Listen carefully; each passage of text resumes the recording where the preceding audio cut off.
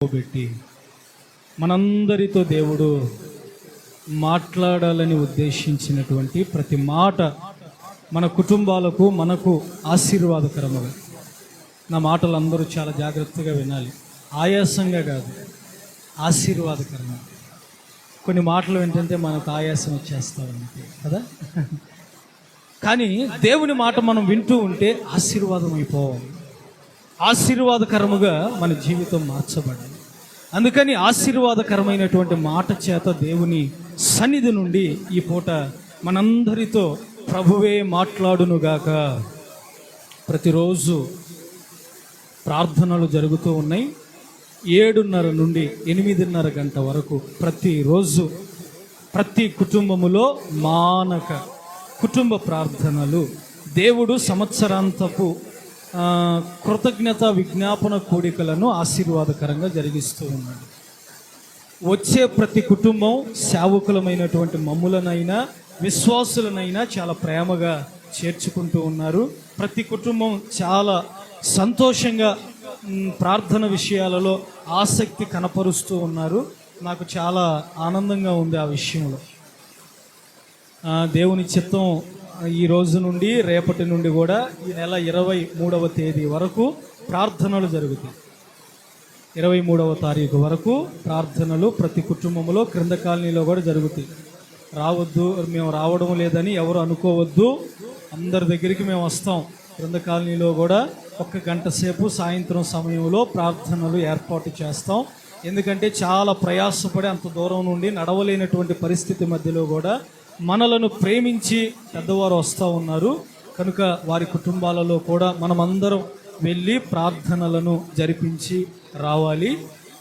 కనుక మీరందరూ కూడా ఈ విషయాల కొరకు ప్రార్థన చేయండి. ప్రతిరోజు జరుగుతుంది. వచ్చినటువంటి వారందరూ కూడా ఆసక్తిగా ప్రార్థనలలో పాలు పంపులు పొందుతూ ఉన్నారు. మానక వారు కూడా వారికి కలిగిన దానిలోనే అన్నీ కూడా మేలుకరంగా సంతోషంగా చేస్తూ ఉన్నారు. మాకు చాలా ఆనందంగా ఉంది. ఆ ప్రార్థనల యొక్క ఫలమే మనం అందరం ఈరోజు ఇలా కలుసుకున్నాం. ఇంకా మన సంఘ బిడ్డలు చాలామంది రాలా. వారందరూ కూడా వస్తే చాలామంది బయట కూర్చునేవారేమో ఈరోజు. ఏదేమైనా నిన్నటి దినాన కూడా అనుకోని రీతిగా, తెలియని రీతిగా మంచి అభిషక్తులైనటువంటి దైవజనులు ఈ స్థలంలోనికి రావటం జరిగింది. వారు చేయించున్నటువంటి గొప్ప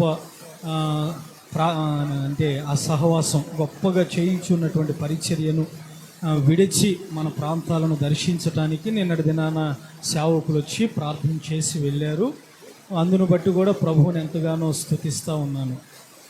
ఇక ఈ సంవత్సరం వచ్చింది అంటేనే మనకి చాలా హడావుడిగా ఉంటుంది. మన ఇళ్ళల్లోనైనా, మన కుటుంబాలలోనైనా, మన బిడ్డల కుటుంబాలలోనైనా ఈ డిసెంబర్ మాసం వచ్చింది అంటేనే చాలా హడావుడి కదా. అన్నీ శుభ్రం చేసుకుంటూ ఉంటాం కదా. అన్నీ కూడా ఇల్లంతా కూడా ఆ సామానన్నీ కడుక్కొని ఇల్లంతా చక్కగా ఉంచుకోవాలి. ఈ డిసెంబర్ నెలలో క్రీస్తు జన్మదినము సందర్భముగా 25వ తేదీ ఆరాధన ఉంటుంది అని మనందరికీ తెలుసు. ఈ నెలంతా చాలా హడావుడిగా ఉంటుంది. దానితో పాటు చాలా ఖర్చు కూడా ఉంటుంది. అధికమైనటువంటి ఖర్చులు ఉంటాయి ఈ నెలలో కదా. వాటన్నిటినీ దేవుడే మనందరికీ కూడా మంచి మనసుతో ఈవులన్నిటినీ సమకూర్చి అనుగ్రహించునుగాక. క్రిస్మస్ రోజున ఒక మంచి వర్తమానం ఉంటుంది. మీకు మంచిగా ఒక వర్తమానం ఉంటుంది. మనమందరం ఒక గాబ్రియేలు దూత వలె మారాలి. ఒక్కసారి అలా హల్లెలూయా చెప్తారా? ఒక గాబ్రియేలు వలె మారాలి మనమందరం క్రిస్మస్ నాటికల్లా. గాబ్రియేలు వస్తుంది అంటేనే కుటుంబము కట్టబడుతుంది. ఎందుకంటే మరియ అయినటువంటి భర్త యేసేపు తన భార్యను విడిచిపెట్టాలి అనుకున్న సమయంలో కలలో ఒక దర్శన రీతిగా యేసేపుతో గాబ్రియేలు దూత వచ్చి మాట్లాడి విడిపోవాలి అనుకున్న కుటుంబాన్ని కట్టింది. మనం అందరం గాబ్రియేలుగా మారితేనే కుటుంబాలు కట్టబడతాయి. మనమందరం గాబ్రియేలుగా మార్చబడాలి. గాబ్రియేలుగా మారితేనే గొర్రెల కాపురుల యొక్క గుండెల్లో భయం ఉంది. ఆ భయాన్ని పోగొట్టడానికి గాబ్రియేలు దూత వచ్చి భయపడకుడి అని వారి గుండెల్లో ఉన్నటువంటి ఆ భయాన్ని పోగొట్టడానికి ధైర్యవంతమైనటువంటి ఒక మాట మాట్లాడింది. గాబ్రియేలు ఎలా ఉంటాడంటే ధైర్యపరుస్తూ ఉంటాడు. ఎక్కడెక్కడ అధైర్యమైనటువంటి మనుషులు ఉన్నారో, విశ్వాసులు ఉన్నారో, కుటుంబాలు ఉన్నాయో అని వారి దగ్గరికి వెళ్ళి గాబ్రియేలు దూత వలె వారిని మనం ఎప్పుడూ ధైర్యపరుస్తూ ఉండేవారిగా ఉండాలా. గాబ్రియేలు దూత పనులు ఇవన్నీ. అందుకని ఆ రోజు మీ అందరికీ చాలా అర్థమయ్యేటువంటి రీతిగా గాబ్రియేలు గురించి ఒక మంచి వర్తమానాన్ని నేను రాసుకోవాలని కోరుకుంటున్నా. ప్రభు మనందరికీ సహాయం చేసి అర్థమయ్యేటువంటి రీతిగా ప్రభు మాట్లాడాలి. గాబ్రియేలు వస్తుంది అంటేనే ఒక శుభవచనం నోటి నుండి మాట్లాడుతుంది. ఏం పలుకుతుందండి? శుభవచనం వచ్చేస్తుంది, ఒక శుభవచనం. అట్లా మంచి మంచి లక్షణాలు కలిగినటువంటి గాబ్రియేలు గురించి మనం మంచిగా ఆ రోజు విని తెలుసుకోవటానికి ప్రభు మనకి సహాయం చేయాలి. మనం ఏ గృహాల్లోనికి వెళ్తున్నా, మనం ఏదైనా నోరు తెరిచి మాట్లాడుతున్నా, మన పిల్లల విషయంలోనైనా అది శుభవచనంగా ఉండాలి. మంచి మాట మనం పలకాలి, ఆశీర్వాదకరమైన మాట పలకాలి, వారిని దీవించేటట్లుగా మాట్లాడాలి, వారి హృదయంలో ఉన్నటువంటి విచారం అంతా తొలగిపోయేటట్లుగా మంచి శుభవచనముతో కూడినటువంటి మాట మనం మాట్లాడాలి.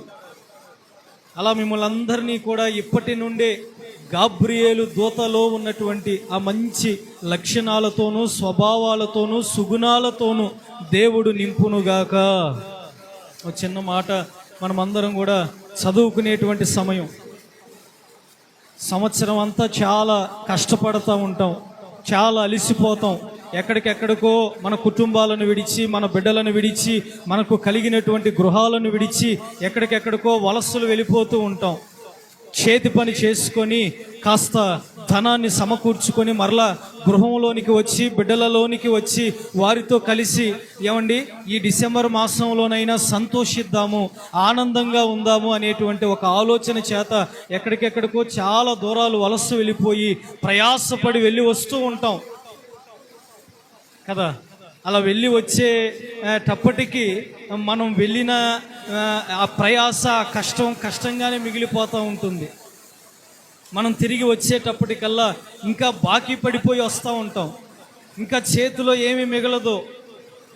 కుటుంబంతో సంతోషించి వద్దాం అనుకుంటాం, కానీ కుటుంబం దగ్గరికి వచ్చేటప్పటికి ఏమి చెయ్యలేనటువంటి వారి వలె మిగిలిపోతూ ఉంటాం. కుటుంబంతో కలిసి కాస్త సంతోషిద్దాం అనుకుంటాం, కానీ ఆ సంతోషం కుటుంబం బయటే మిగిలిపోతూ ఉంటుంది. కుటుంబపు దరిదాపుల్లోనికి మనం ప్రవేశించి అడుగుపెట్టి సంతోషించి ఆ సంతోషం కుటుంబము బయటే నిలబడిపోతూ ఉంటుంది. మనకు అది చాలా హేళనగా ఉంటుంది, ఎందుకో చాలా నవ్వుకునేటువంటి విధంగా ఉంటుంది అని బాధపడుతూ ఉంటాం. అలా కాకుండా ఈరోజు మనం అనుకున్నటువంటి ఆ సంతోషకరమైనటువంటి ఆశీర్వాదాలు, ఆ సంతోషించేటువంటి రోజులు, ఆ సంతోషాన్ని అనుభవించే కుటుంబముగా మన యొక్క కష్టము, మన యొక్క ప్రయాస, మన యొక్క ఆలోచనను దేవుడు ఆయన సన్నిధిలో స్థిరపరుచుకొని మనలను సంతోషించే కుటుంబాలుగా నిలబెట్టుకొనుగాక. మనం సంతోషించాలి. లోపల అంతరంగంలో ఎంత బాధ ఉన్నా పైకి మాత్రం చాలా సంతోషిస్తూ ఉంటాం. మన పిల్లల ముందు కొన్ని చెప్పుకోలేకుండా మన గుండెల్లోనే దాచుకొని వాటిని మరుగు చేసుకొని పైకి చాలా ఆనందంగా ఉంటాం వారి ముందు. ఎందుకంటే వారికి ఏం తెలియకూడదు. వారికి తెలిస్తే నేనైనా బాధపడుతూ ఉన్నాను, వారికి ఎందుకు సంతోషం దూరం చేయటము అన్నట్లుగా మనం ఆలోచించి వారికి అన్నీ మనం చెప్పం, అన్నీ తెలియచేయం.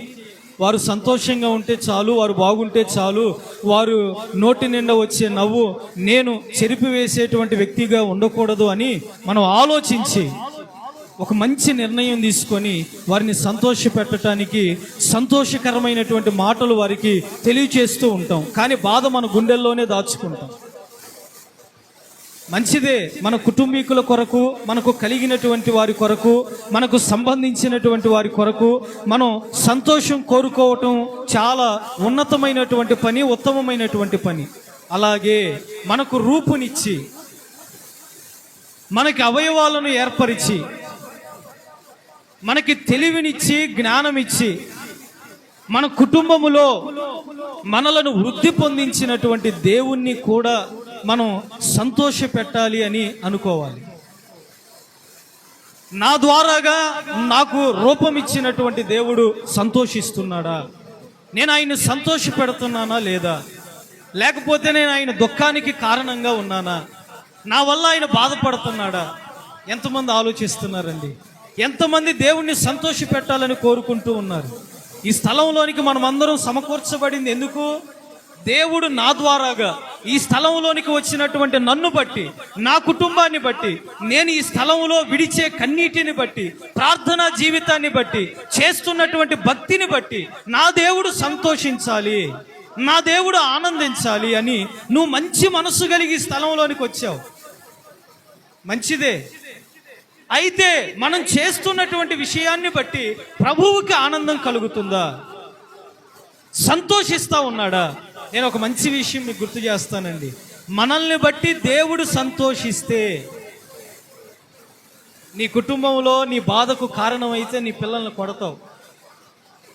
ఏమండి, నేను ఎంత కొట్టినా కానీ నాకు ఇంకా కోపం తీరట్లేదంటావు, నా కసి తీరట్లేదంటావు. నీ కోపం కలిగిస్తేనే అంత కొడతావు.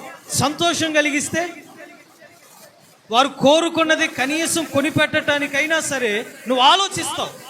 ఎక్కడైనా సరే అప్పు చేసో ఏదో ఒకటి చేసి నా బిడ్డలు నన్ను ఈరోజు సంతోష పెట్టారు కనుక, నా ఆనందానికి కారణమయ్యారు కనుక వారికి ఏదో ఒకటి కొనివ్వాలి, వారికి ఏదో ఒకటి తెచ్చి పెట్టాలి, నన్ను ఆనందపరిచిన వారిని కూడా నేను ఆనంద పెట్టాలని నువ్వు ఎలాగైనా సరే ప్రయత్నిస్తావు.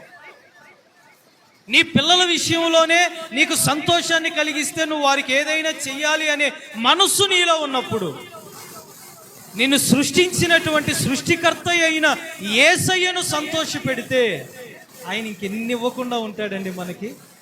ఆయన మనకి ఎన్ని చెయ్యకుండా ఉంటాడు? ఆయన దగ్గర ఉన్నవన్నీ తీసుకొచ్చి మనకిచ్చి నన్ను సంతోష పెట్టావు కనుక, నన్ను ఆనందపరిచేటట్లుగా బ్రతికావు కనుక, నా సంతోషానికి నువ్వు కారణమయ్యావు కనుక నేను ఇవన్నీ నీకు ఇచ్చేస్తున్నాను, నువ్వు బాధపడొద్దు, నువ్వు దుఃఖంగా ఉండటం నాకు ఇష్టం లేదు, నువ్వు వేదన పడటం నాకు ఇష్టం లేదు, నువ్వు బాధపడటం నాకు ఇష్టం లేదని చెప్పడా ఆయన? ఖచ్చితంగా చెప్తాడు. పిల్లలు లేరని వేదన కలిగి హన్నా దేవుని మందిరంలోనికి వచ్చింది. దేవుని మందిరంలోనికి రావటానికి ముందుగా మీరు చాలా జాగ్రత్తగా ఈ మాట గుర్తుపెట్టుకోవాలి. నువ్వు హెచ్చించబడటానికి, నువ్వు ఆశీర్వదించబడటానికి, నువ్వు దీవించబడటానికి, నువ్వు ఘనపరచబడటానికి ముందుగా నీ జీవితంలో రెచ్చగొట్టేవారు ఉంటారు. అది నువ్వు ఫస్ట్ జ్ఞాపకం చేసుకోవాలి. నిన్ను రెచ్చగొడతారు, బాగా సూటిపోటి మాటలతో రెచ్చగొడతారు, గాయాలు చేసే మాటలతో నిన్ను రెచ్చగొడతారు, లేకపోతే నిన్ను ఇబ్బంది పరిచేటువంటి మాటల చేత నిన్ను రెచ్చగొడతారు, నీకు వ్యతిరేకంగా మారిపోతారు. అలా అని చెప్పి నువ్వు బాధపడొద్దు. అలా అని చెప్పి నువ్వు దేవుడు నీకు దూరం అయిపోయాడు అని నువ్వు ఆలోచన, సందేహం నీ జీవితంలో పెట్టుకోవద్దు. అవునా కాదా? ఎక్కడి నుంచో ఎవరు బయట నుంచి వస్తారేమో నన్ను రెచ్చగొట్టేవారని అనుకోవద్దు. కుటుంబంలో ఉన్నటువంటి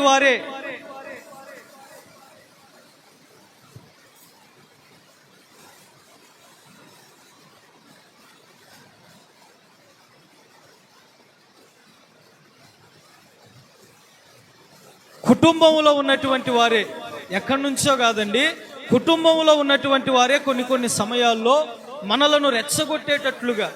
యేసేపు ఉన్నాడు బైబిల్లో, మనందరికీ తెలుసు. ఎంతమందికి తెలుసండి యేసేపు గురించి? పరిచయం ఉన్నవారు చెప్పండి. బైబిల్లో యేసేపు గురించి అందరికీ తెలుసు కదా.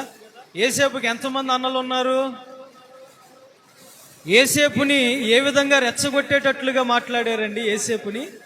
అయినా యేసేపు తన జీవితాన్ని దేవుణ్ణి సంతోష పెట్టడానికే ఉపయోగించి యేసేపును రెచ్చగొట్టినటువంటి అన్నల ముందే తలగా నిలబడ్డాడు. దేవునికి మహిమ కలుగునుగా. నువ్వు ఎదగటానికి అదే కారణం. నీ జీవితంలో, నా జీవితంలో ఇప్పుడు అవే జరుగుతూ ఉన్నాయి. అవునా కాదా?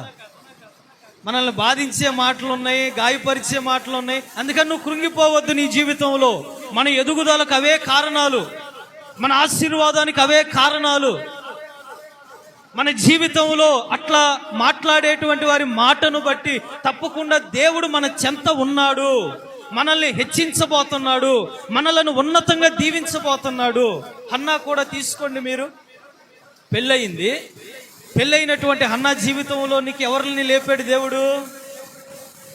ఎవరిని లేపాడండి? చెప్పాలి. ఎవరిని లేపాడు?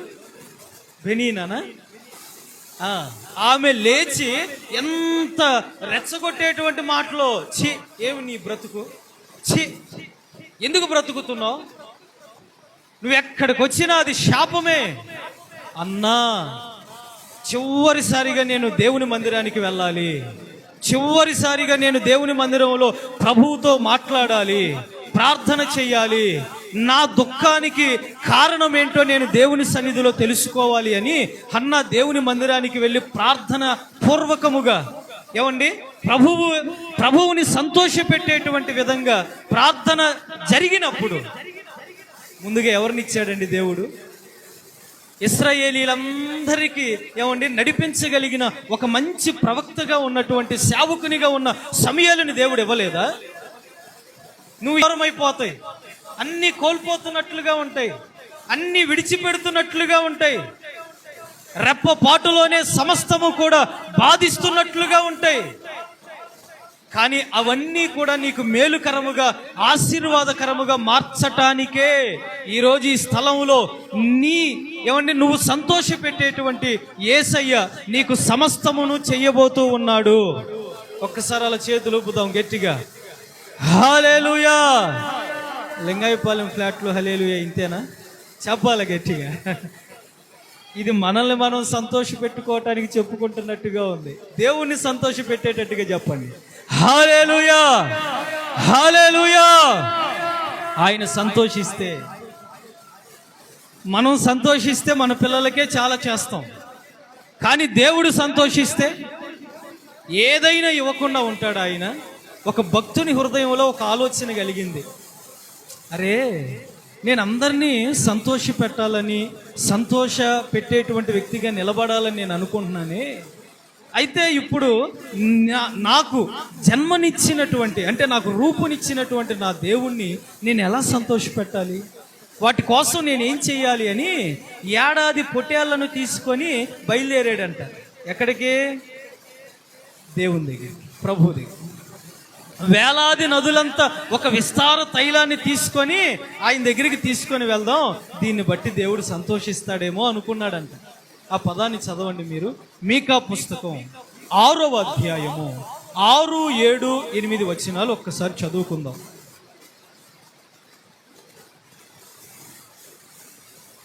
మీకా పుస్తకం 6వ అధ్యాయం 6, 7, 8 వచనాలు.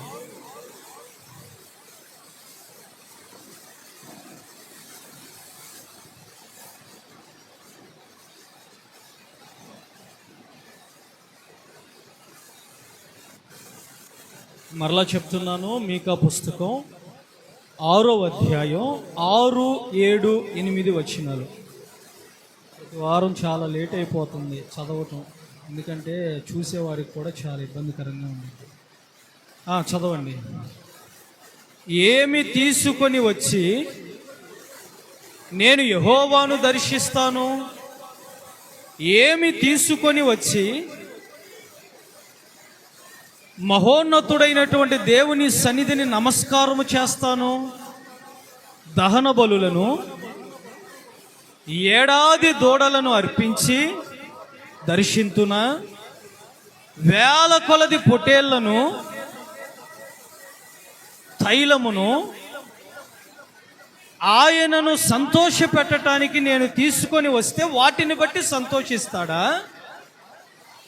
నా అతిక్రమమునకై నా జ్యేష్ఠ పుత్రుణ్ణి, అంటే నా కడుపును పుట్టిన గర్భఫలంలో నుండి వచ్చిన కుమారుణ్ణి దేవునికి ఇస్తే సంతోషిస్తాడా? నా పాప పరిహారమునకై మనుష్యుడా ఏది ఉత్తమమో అది నీకు తెలియచెయ్యాలి అని న్యాయముగా సంతోషించటం అంటే న్యాయంగా నడుచుకొనుటయు కనికరమును ప్రేమ న్యాయముగా నడుచుకొనుటయు, కనికరాన్ని ప్రేమించుటయు, దీన మనస్సు కలిగినటువంటి స్వభావం ఎప్పుడైతే నీలో ఉంటుందో అప్పుడు నాకు సంతోషం, అప్పుడు నాకు ఆనందం, అప్పుడు నీ విషయంలో నేను ఇవ్వాలి అనుకున్నటువంటి ఘనతనిస్తాను, ఆశీర్వాదాన్ని ఇస్తాను, నేను నీకు చెయ్యాలి అనుకున్నటువంటి ఘనమైన కార్యాన్ని జరిగిస్తాను. ఎప్పుడు? న్యాయమైనటువంటి ప్రవర్తన, న్యాయముతో కూడినటువంటి ప్రార్థన, న్యాయముతో కూడినటువంటి ఒప్పుకోలు, న్యాయముతో కూడినటువంటి అడిగేటువంటి విషయం. ప్రభు వాటిని మనలో చూడాలి అని కోరుకుంటున్నాడండి. వాటిని బట్టి ప్రభు సంతోషిస్తాడంట, మనల్ని మెచ్చుకుంటాడంటండి, మన యందు ఆనందిస్తాడంట. కనికరాన్ని ప్రేమించే మనస్సు ఉండాలి మనలో, కనికరం కలిగిన వారమై ఉండాలి మనం. కనికరించేటువంటి ఆ విషయంలో మనం వెనకడుగు వేయకూడదు. ఈరోజు మనం కనికరించగలుగుతున్నామా? కనికరమైనటువంటి కుటుంబము అని మన కుటుంబానికి పేరుందా? కనికరించే వ్యక్తి అని మనల్ని చూడగానే మనల్ని బట్టి ప్రభువుని స్తుతించేటువంటి, మనల్ని బట్టి ప్రభు యందు ఆనందించే వ్యక్తులుగా మన జీవితాన్ని మార్చుకోగలుగుతున్నామా మనం? చెప్పండి. కనికరం ఎక్కడుందండి మనలో? న్యాయమైనటువంటి ఒప్పుకోలుతో కూడిన ప్రార్థన ఎక్కడుంది మనలో? దేన మనస్సు ఎక్కడుందండి మనలో? నేను సాత్వికుడను దీనమైనటువంటి వాడును అన్నాడు కదండి. నా దగ్గర మీరు ఇదే కదా నేర్చుకోండి. నేర్చుకున్న మిమ్ములను బట్టి ఆయనే నేర్పిస్తున్నాడు. నేర్పించినటువంటి దేవుడు మనలో చూచిన దానిని బట్టి సంతోషించి మన జీవితాలలో కార్యం చేస్తానంటూ ఉన్నాడండి. దేవునికి అప్పుడు సంతోషం అంట మన విషయం. మన పిల్లలు ఎలా ఉంటే మనం సంతోషిస్తాం, మన భార్య ఎలా ఉంటే మనం సంతోషిస్తాం, మన భర్త ఎలా ఉంటే మనం సంతోషిస్తాం, మన రక్త సంబంధీకులు ఎలా ఉంటే మనం సంతోషిస్తామండి. ఏదైనా ఒక్క సుగుణం నీలో చూడాలని అనుకున్నానే, ఒక్కటి కూడా లేదు. రోజు బాధే నీ వల్ల నాకు అనేవారిమే మనం. అవునా కాదు? నీ వల్ల రోజు బాధే నాకు, రోజు వేదన. నువ్వు దుఃఖపుత్రుడా అని పేరు పెట్టింది కదండి. ఎవరు? రాహేలేనా? పేరు పెట్టింది ఎవరండి కదా? ఏం పేరు పెట్టాలి బిడ్డలకి? ఏం పేరు పెడుతుంది? నువ్వు నాకు దుఃఖాన్ని కలిగించావు కనుక నీ పేరు దుఃఖపుత్రుడు. అయినా దేవుడు మర్చిపోయాడా? మర్చిపోయాడండి. ఎబ్బేజు విషయంలో కూడా అదే జరిగింది. ఎబ్బేజు అంటే అర్థం వేదనాకరమైన పుత్రుడు అని. వేధించేవాడు. తల్లి డెలివరీ విషయంలో వేదన కలిగిందని ఏమండి ఆ బిడ్డకి వేదనాకరమైనటువంటి పుత్రుడు అని ఎబ్బేజు అని నామకరణం చేసింది. కానీ నామకరణం తల్లి అయితే చేయగలిగింది, కానీ దేవుడిచ్చే ఆశీర్వాదాన్ని తల్లి ఆపలేకపోయింది. దేవునికి స్తోత్రం కలుగునుగా. నీ జీవితంలో కూడా అంతే తల్లి. నువ్వు దేవుణ్ణి సంతోష పెట్టగలిగినప్పుడు దేవుడు నాకు ఇవ్వాలి అనుకున్న ఆశీర్వాదాన్ని భూమి మీద ఎవరు ఆపినా ఆగదది. ఒకవేళ ఆపటానికి ఎన్ని అడ్డుగోడలు పెట్టినా అవి ఆగవు. వాటి ప్రకారముగా అవి జరుగుతూనే ఉంటాయి. వాటి క్రమము ప్రకారముగా వాటిని దేవుడు నెరవేరుస్తూనే ఉంటాడు. ఎబ్బేజు వేదనాకరమైనటువంటి పుత్రుడైనా ఆ క్రింద వాక్యాల్లో ఏమని ఉంటుందో తెలుసా? అందరికంటే ఎక్కువగా ఆశీర్వదించబడిన వ్యక్తి అని వ్రాయబడి ఉన్నది. దేవుడు నీకు ఇవ్వాలనుకుంటున్నాడండి సంతోషాన్ని, నెమ్మదిని, ఆశీర్వాదాన్ని, ఘనతను, పేరును దేవుడే నీకు ఇవ్వాలి స్వయంగా అనుకుంటున్నాడు. మనుషులు ఇచ్చేవి అశాశ్వతమైనటువంటివి, దేవుడిచ్చేటువంటివి అవి శాశ్వతం. అందుకని దేవుడు మనకి ఇవ్వాలి అని ఈ రోజు నుండి మనం ఎదురు చూద్దాం. నూతన సంవత్సరంలోనికి చేరువయ్యే మన బ్రతుకులు, మన జీవితాలు, కుటుంబాలు, మన తలలు మనం వెళ్ళే ప్రతి చోట పైకెత్తబడును గాక. దేవుడు ఎత్తుతాడండి. ఆయన దేవుడు ఎత్తే సమర్థుడు, శక్తి కలిగిన దేవుడు ఆయన.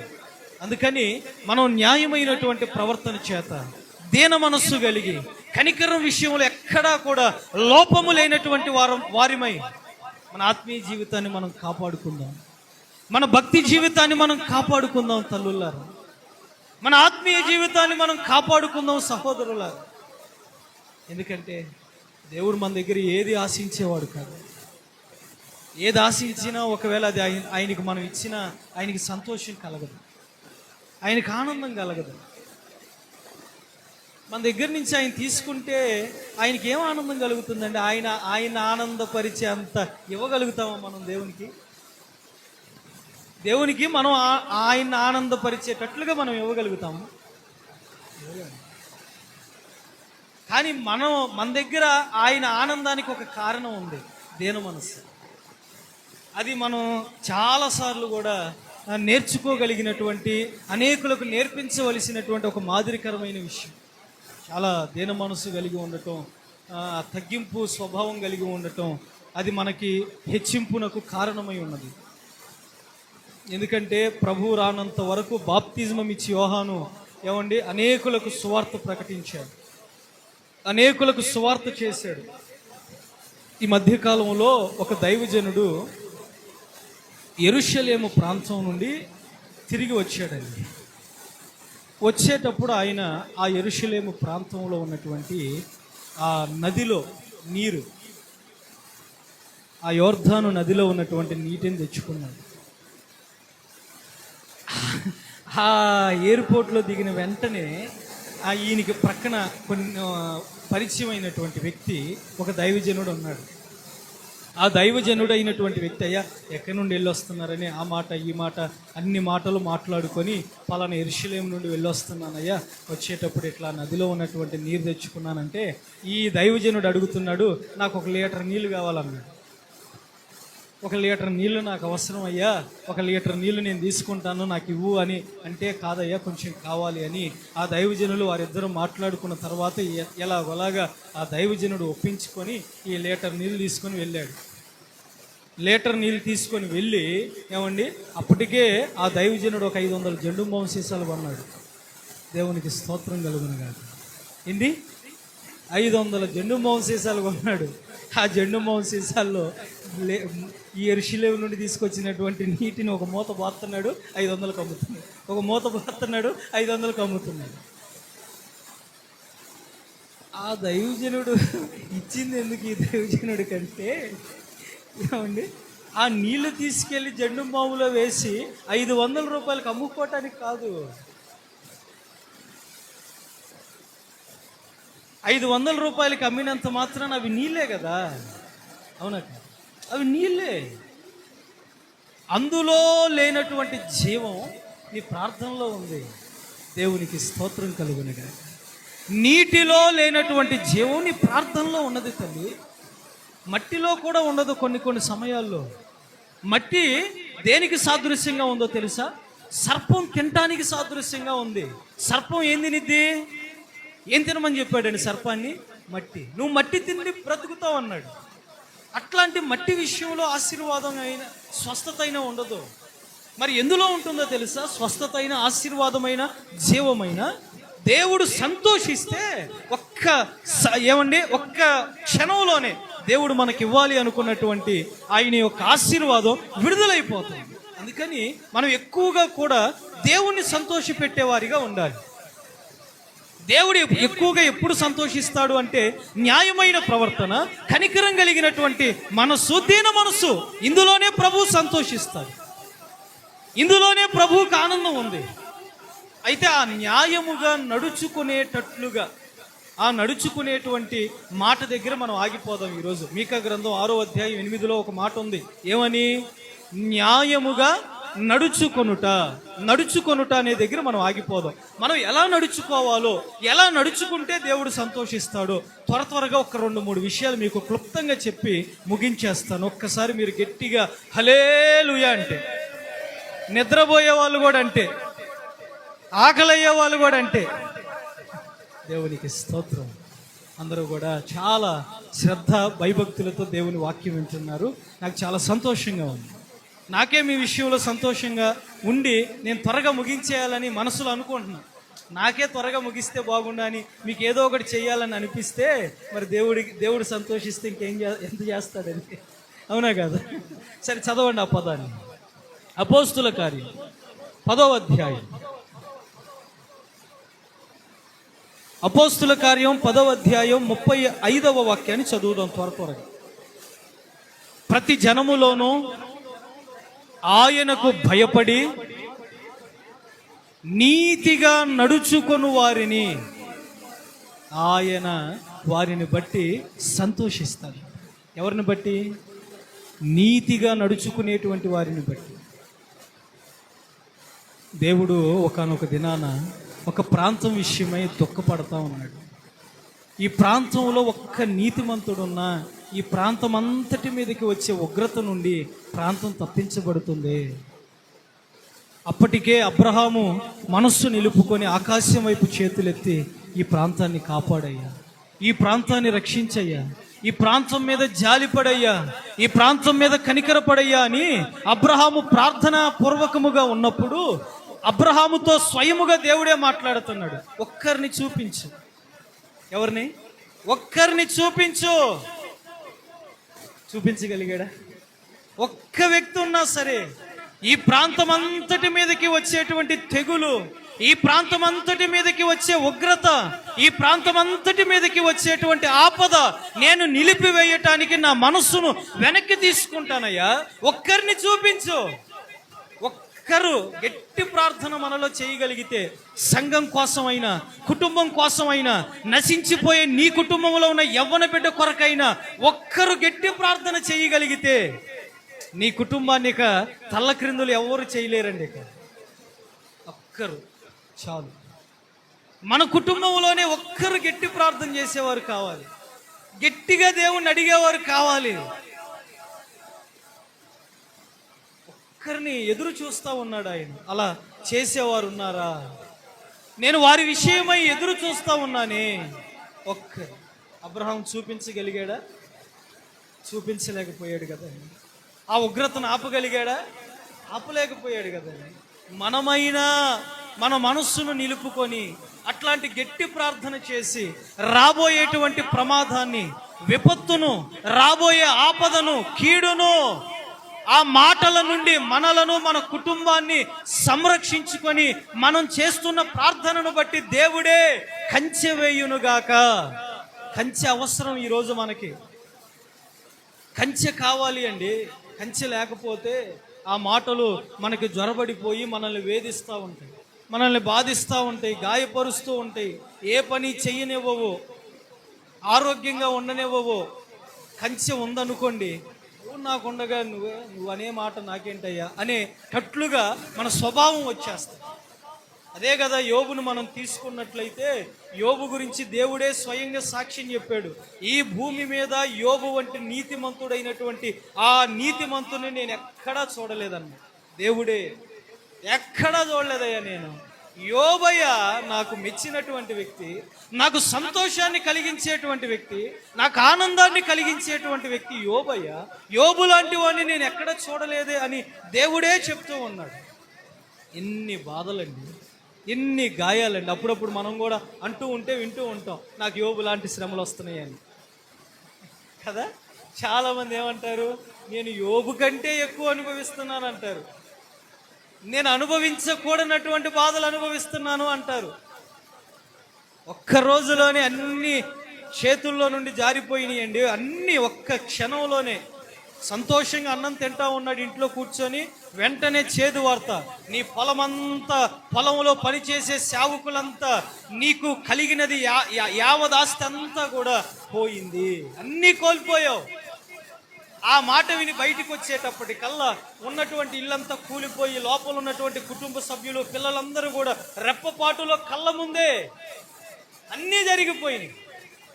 ఎలాగోలాగా తప్పించుకున్న భార్య సూటిపోటి మాటలు, ఏమయ్యా దేవుణ్ణి దూషించవయ్యా, అప్పుడైనా కనికరించబడతావేమో, దేవుణ్ణి దూషించి చచ్చిపో, నీలాంటి బ్రతుకు వద్దు, నీలాంటి వాడు అవసరం లేదు అని ఎన్ని మాటలు అంటున్నా సరే ఒక్క మాట అన్నాడు యోబు, నాకు భలే నచ్చింది.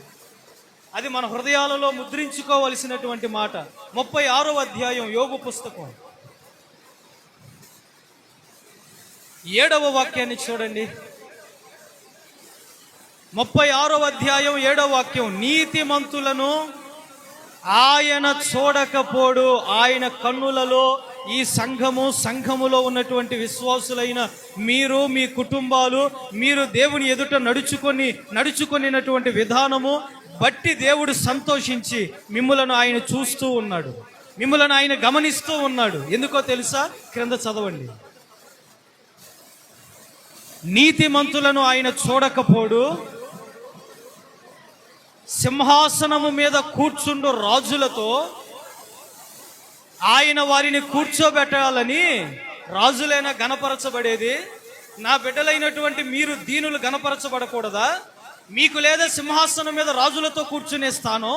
ఆ ఘనత మీకు లేదా? ఆ గొప్పతనం మీకు లేదా అని ఎడారిలో పాటలు పాడుకుంటున్న దావీదును తీసుకుని వెళ్ళి ఎక్కడ కూర్చోబెట్టాడు? రాజుల మధ్యలో కూర్చోబెట్టాడు. నువ్వు కూడా 26వ సంవత్సరంలో ఆ స్థితిలో వచ్చుదువుగాక, ఆ స్థితిలో ఉందువుగాక.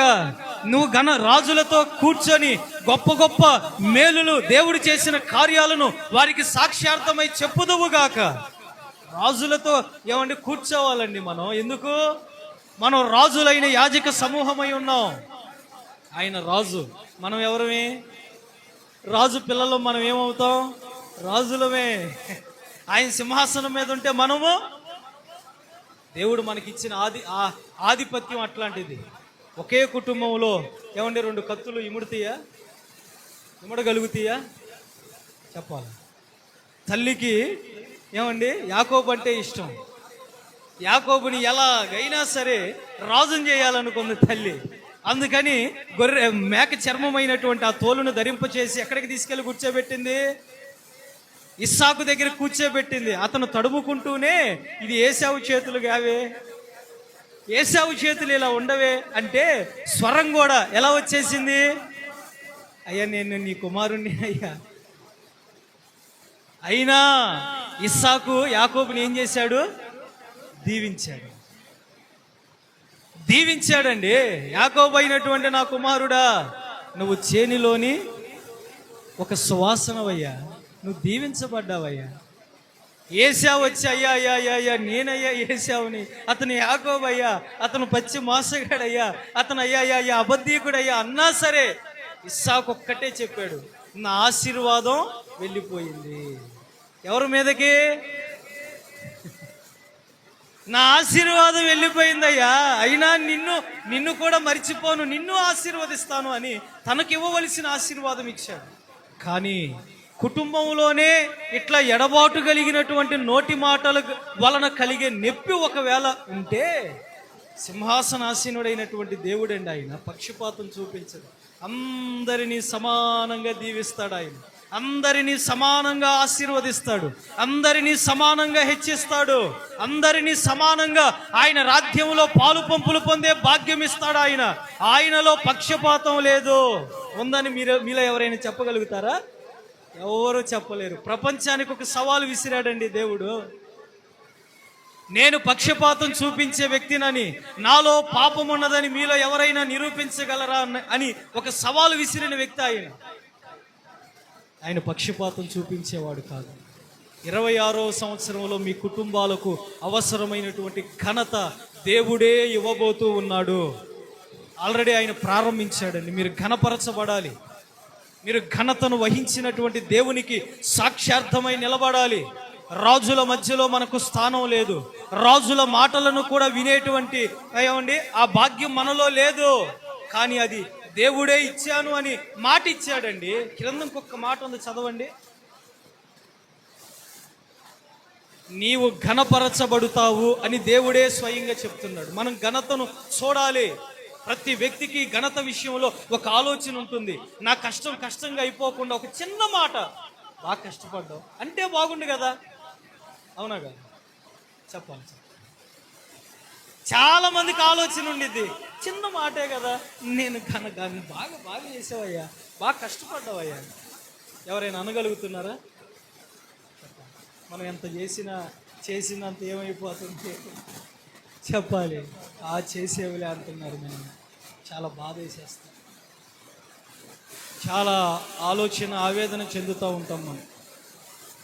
అట్లాంటి ఘనత నీ కుటుంబీకుల నోటి నుండి నువ్వు వినాలి అనుకుంటున్నటువంటి ఆ ఘనమైనటువంటి మాటలను కుటుంబంలో నుండే కాకుండా సంఘంలో నుండి, సమాజంలో నుండి, నువ్వు చేస్తున్న చేతి పని దగ్గర, నీకు తెలిసినటువంటి అధికారుల దగ్గర దేవుడే నీకు అటువంటి ఘనత కంటే దేవుడు ఉన్నతమైనటువంటి ఘనతను నీకు ఇవ్వబోతూ ఉన్నాడు. నువ్వు ఘనపరచబడబోతావు తల్లి. ఎప్పుడో తెలుసా నువ్వు ఎలా నడుస్తున్నావు? యోబు ఒక్కటే అన్నాడు, ఏమని? నీతిమంతుడైన నన్ను దేవుడు చూడక మరిచిపోడు. ఆయన నన్ను మర్చిపోడు. ఈ మాటలన్నీ ప్రజలు మర్చిపోతారేమో. నేను చాలాసార్లు అదే అనుకుంటూ ఉంటాను, మనం అన్న మాట అయినా మర్చిపోతామేమో. అవునా? మనకున్నటువంటి ఇబ్బందినైనా, మనం చేసిన మేలునైనా అందరూ మర్చిపోతారేమో. కానీ నీ దగ్గర మర్చిపోనటువంటి స్వభావం దేవునికి ఒకటి ఉంది, నీ ప్రార్థన. నీ ప్రార్థన ఎప్పటికైనా మర్చిపోతాడా? మర్చిపోడు. అన్నీ మర్చిపోవచ్చు దేవుడు. నువ్వు మందిరానికి రాకపోయినా, నువ్వు దేవుణ్ణి ఏదన్నా బాధపరిచినా, గాయపరిచినా, నువ్వేదన్నా దేవునికి ఇబ్బందికరమైనటువంటి ఏమన్నా విషయాన్ని జరిగించినా అన్నీ మర్చిపోతాడు ఆయన. కానీ నీ ప్రార్థన మర్చిపోడు. నువ్వు చేసే ప్రార్థన ఆయన ఆలకిస్తాడు. నీ ప్రార్థనకు అంత ప్రాధాన్యత ఇచ్చాడు దేవుడు. అందుకని యోబు ఒక్కటే అన్నాడు, నన్ను ఆయన జ్ఞాపకం చేసుకున్నాడు, దేవుడు నన్ను త్రోసివేయుడు, నా నీతిని బట్టి దేవుడు నన్ను ఘనపరచబోతూ ఉన్నాడు అని ఇంకొక మాట కూడా అంటాడు. చదవండి త్వరగా 27:5 యోబు గ్రంథం, త్వరగా ప్లీజ్. మీరు చెప్పినది న్యాయమని నేను ఏమాత్రము ఒప్పుకోను. అదిగదిగో ఆ పదాన్ని మనం అండర్లైన్ చేసుకుందాం. మరణమగునంత వరకు నేనెంత మాత్రము కూడా యథార్థతను విడవను, నా నీతిని విడవక గట్టిగా పట్టుకుంటాను. ఎవరు ఏదైనా అననివ్వండి, నేను ప్రభువుని సంతోషపెట్టే వ్యక్తిగా బ్రతుకుతాను.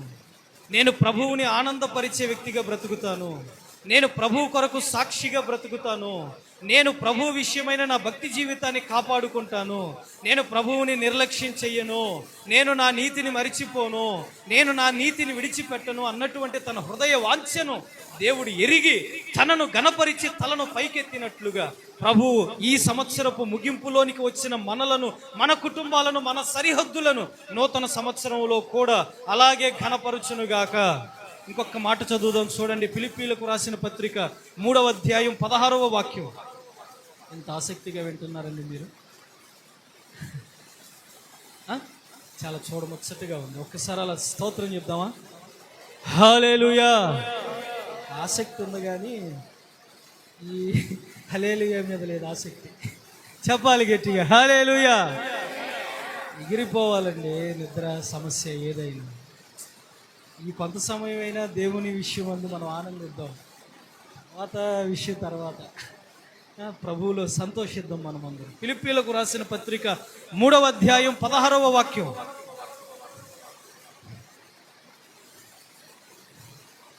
అయినను ఇప్పటి వరకు మనకు లభించిన దానిని బట్టి ఎలా నడుచుకోవాలి?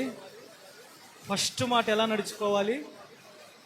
ఫస్ట్ మాట ఎలా నడుచుకోవాలి కాదండి, ఎలా నడుచుకోవాలండి? నీతిగా.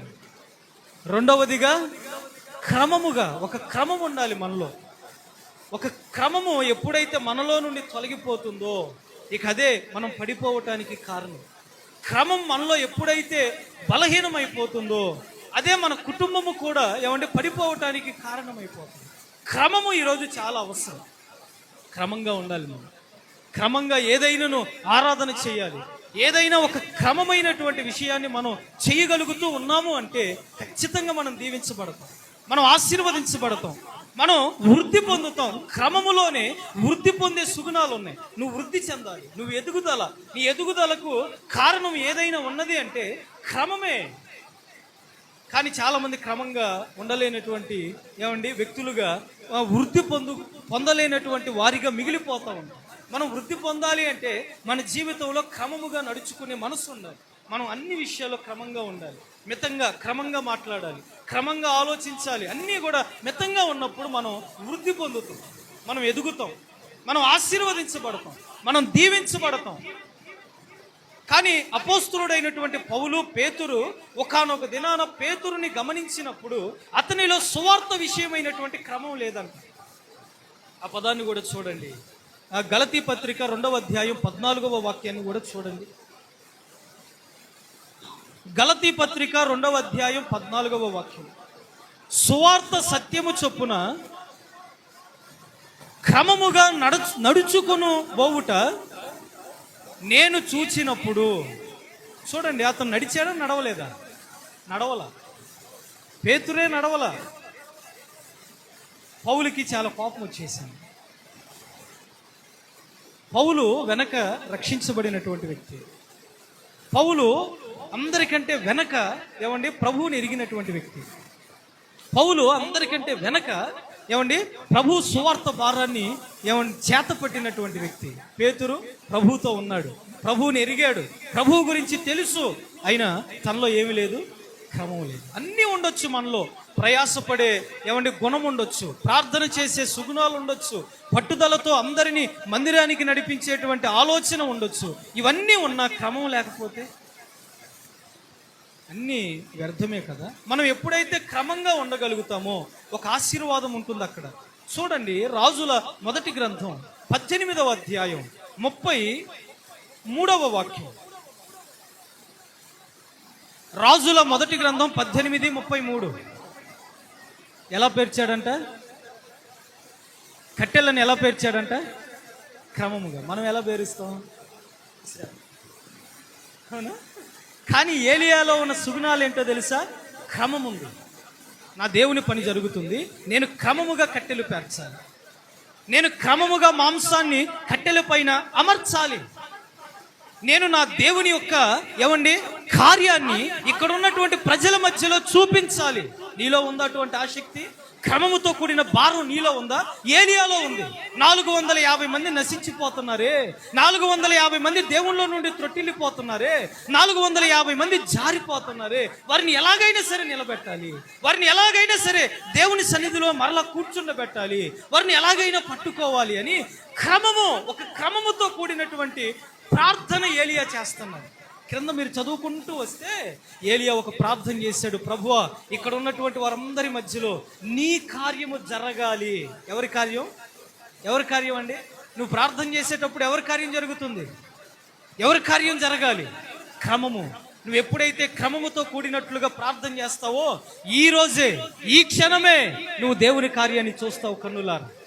దేవుని కార్యం ఏమంటే నిన్ను అవమానించినటువంటి వారు చూచేటట్లుగా నిన్ను దేవుడు నిలబెడతాడు.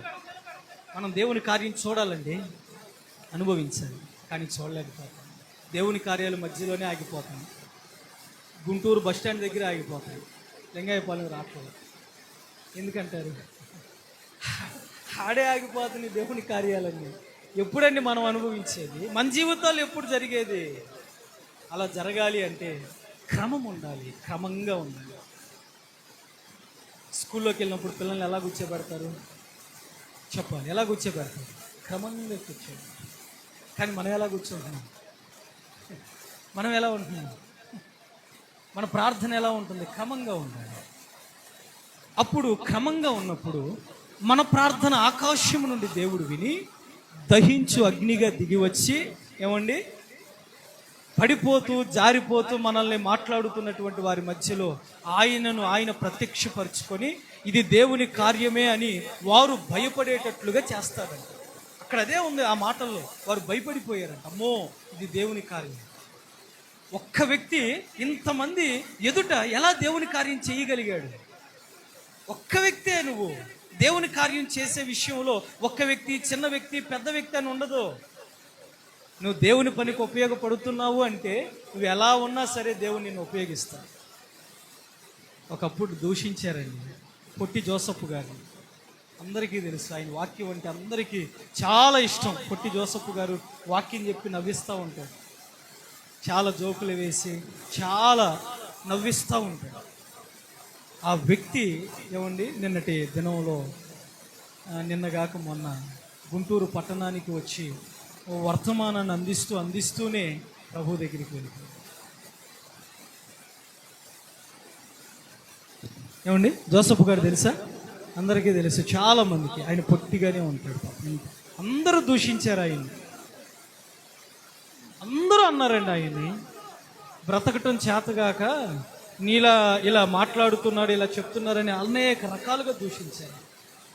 ఆయన ఉన్న ప్రాంతంలో కూడా ఆయనకి ఒకవేళ కొద్దిపాటి చిన్న సాక్ష్యమైన ఉందో లేదో తెలియదు, కానీ ఆయన మరణించిన తరువాత మాత్రం ప్రపంచమంతా కూడా జోసఫ్ గారి గురించి ప్రపంచమంతా తెలియనటువంటి వారు కూడా ఎంత గొప్పగా చేశాడయ్యా సేవ. అది ఒక్క యేసయ్యకు మాత్రమే సాధ్యమైంది. ఆయన అన్నవారు, మాట్లాడిన వారు ఈ రోజుల్లో కూడా చాలామంది బ్రతుకున్నప్పుడు అంత ముద్ద అన్నం పెట్టలేక, ఏమండి అవునా కదా, బ్రతుకున్నప్పుడు అంత అన్నం పెట్టలేక చనిపోయిన తర్వాత ఊరంతా కూడా కదా, బ్రతికున్నప్పుడు ఒక్క ముద్ద అన్నం పెట్టలేరు కదా, చనిపోయినప్పుడు మాత్రం ఊరంతా ఏర్పాటు చేస్తారు. ఆయన చనిపోయినప్పుడు కూడా అదే జరిగింది. బ్రతికున్నప్పుడు ఆయన ఎవరు గుర్తించలా, ఎవరు గమనించలా, అందరూ మాట్లాడిన వారే. ఈరోజు చనిపోయినప్పుడు ప్రపంచాన్ని తల్లక్రిందులు చేశాడండి. ఆ భారం, ఆ క్రమవంతమైనటువంటి భారం ఎవరిలో ఉంది? చివరి మాట చూడండి, పేతురు రాసిన మొదటి పత్రిక 3:6. పేతురు పత్రిక 3వ అధ్యాయం 6వ వాక్యం. 3:6. ఆ ప్రకారము శారా అబ్రహామును ఏమని పిలిచిందంటండి? ఏమని పిలిచింది? పేరు పెట్టి కాదు,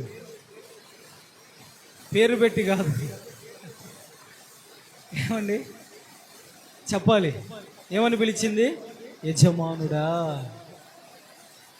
అందులో ఏముంది? ఒక గౌరవం, ఒక యోగ్యతతో కూడిన మనస్సు. యోగ్యముగా మీరు నడుచుకొనండి. శారా ఎలా నడుచుకుందో మీరు కూడా యోగ్యమైనటువంటి వారిగా నడుచుకొనండి, అప్పుడు మనం శారా పిల్లలం అవుతాము అని అక్కడ వాక్యంలో వ్రాయబడి ఉంది. యోగ్యమైనటువంటి మనస్సు కలిగినటువంటి వారి వలె మనం నడుచుకోవాలి, యోగ్యంగా ఉండాలి.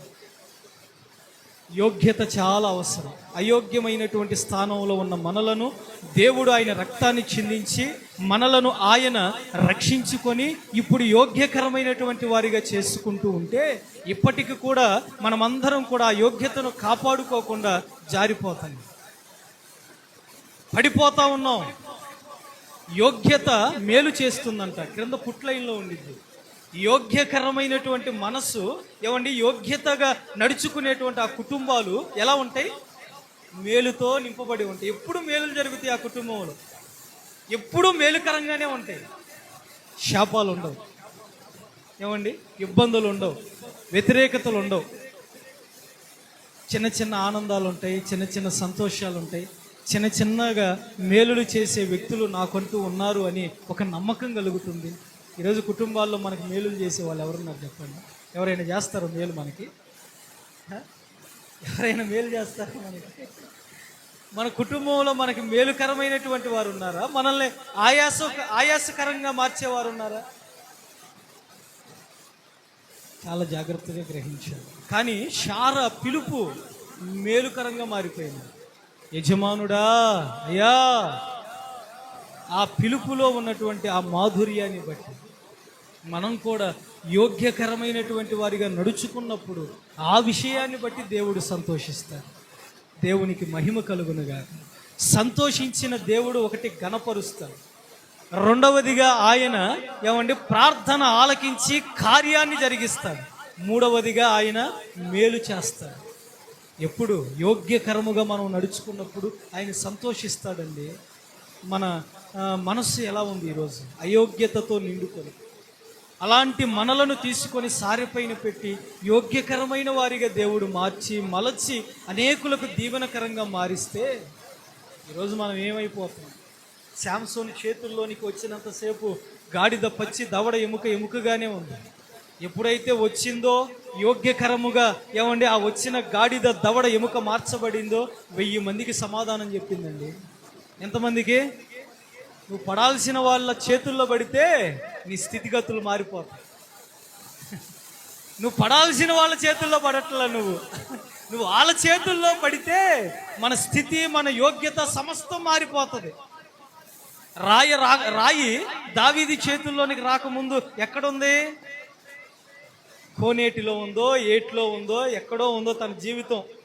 నీళ్ళ మధ్యలో నలిగిపోతుంది. ఈ నన్ను బయటికి తీసే వ్యక్తి లేడా అని ఆలోచిస్తుంది. అట్లాంటి రాయిని దావీదు చేతుల్లోనికి తీసుకోగానే ఎలా మార్చాడండి దేవుడు? ఓ ఆయుధంగా మార్చాడు. ఓ ఆయుధం చేశాడండి దేవుడు. పడాల్సిన వాళ్ళ చేతుల్లో పడితే అవి మలసపడతాయి ఆయుధాలుగా. మనం ఎవరి చేతుల్లో పడుతున్నాం? పడి మనం ఇంకా భారం అయిపోతాం. రొట్టెలు దేవుని చేతుల్లోనికి రాకముందు 2 రొట్టెలుగానే ఉండిపోయింది. పడాల్సిన ఆయన చేతుల్లో పడి ఎంతమందికి ఏమైనా ఆహారంగా మార్చబడ్డాయి? ఒక చోట 7,000 మంది తిన్నారు, ఒక చోట 5,000 మంది తిన్నారు. మరి ఈరోజు మనం, నువ్వు పడు తల్లి, పడాల్సిన వాళ్ళ చేతుల్లో పడు. నువ్వు యోగ్యకరమైన పాత్రగా మార్చబడతావు, నువ్వు దీవించబడతావు, నిండి పొర్లుతావు. నువ్వు పడాల్సిన వాళ్ళ చేతుల్లో పడకుండా ఏమండి రావలసినటువంటి వర్తమానం నీకు వచ్చేస్తే నీ క్రియ జరిగిద్ది నీలో. బా, ఏ మాటరా! ఈ ఒక్క మాట చాలు ఈరోజు నాకు గుండె నిండా ధైర్యంగా ఉంది. అనిపించదా?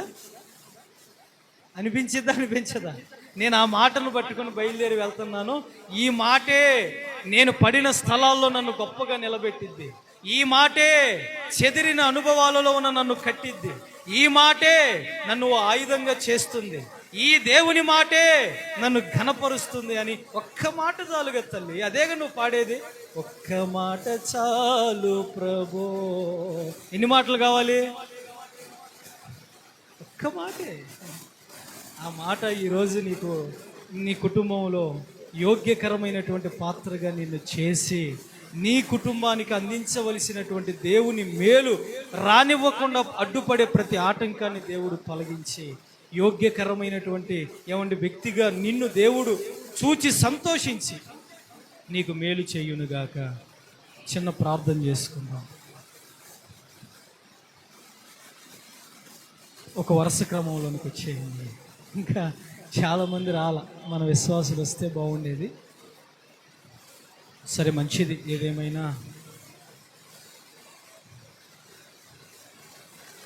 ఒక చిన్న ప్రార్థనే, ఎక్కువ సమయం కూడా ఉండదు.